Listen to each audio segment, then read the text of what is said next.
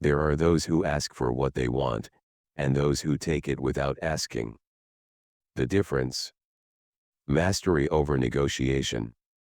Some people believe that deals are about fairness, but in reality, every negotiation is a war.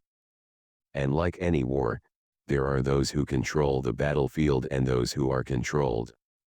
For decades, a secretive method has been used by politicians, intelligence officers, and the world's most powerful leaders. A method designed not to persuade, but to dominate. And today, you're about to uncover it. Imagine a world where every deal bends in your favor.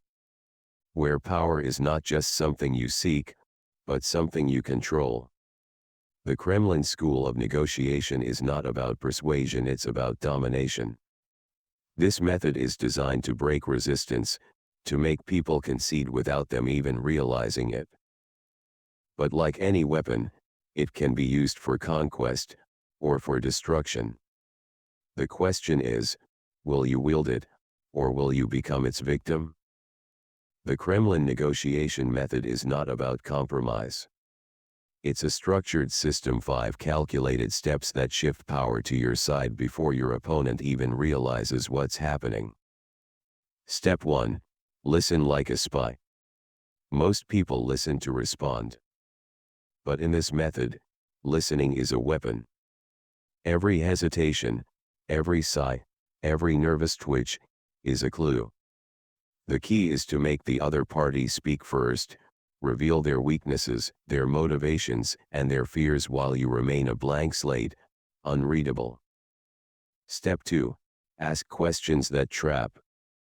Questions are not just for gathering information, they are a means of steering thought. In Kremlin negotiation, the right question can force someone into a mental corner where their only way out is to agree with you. Example: instead of saying, "Can we lower the price?" say, "How much value do you think a deal like this should bring to both of us?" This forces them to justify their stance and opens them up to self-doubt. Step 3. Devalue the opponent's position. Most negotiations are won before they even begin.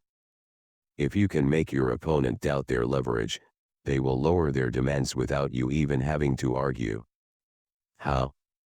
By subtly implying that their position is weaker than they think. Example: I've seen this approach fail in other deals before, but let's see if yours is any different. This plants uncertainty, making them second-guess their strategy. Step 4. Offer a golden bridge, a way out that isn't really a way out. Nobody likes to feel trapped. That's why the most dangerous negotiators don't corner their opponents, they offer them an escape route. A way out that seems beneficial, but ultimately leads them exactly where you want. Example: look, we could go back and forth for hours, or I can offer you a solution that saves us both time and hassle. By presenting your desired outcome as the easiest path, they will take it willingly, believing it was their choice all along. Step 5. Create a zone of uncertainty. Doubt is the silent killer of confidence. If you can make someone unsure about the future, about what they stand to lose, they will make irrational decisions to protect themselves. The Kremlin method thrives on this. Example: with the market shifting unpredictably, deals like this may not be available next month, but of course, you're free to wait and take that risk. Now, they're no longer thinking logically, they're thinking emotionally, afraid of losing an opportunity.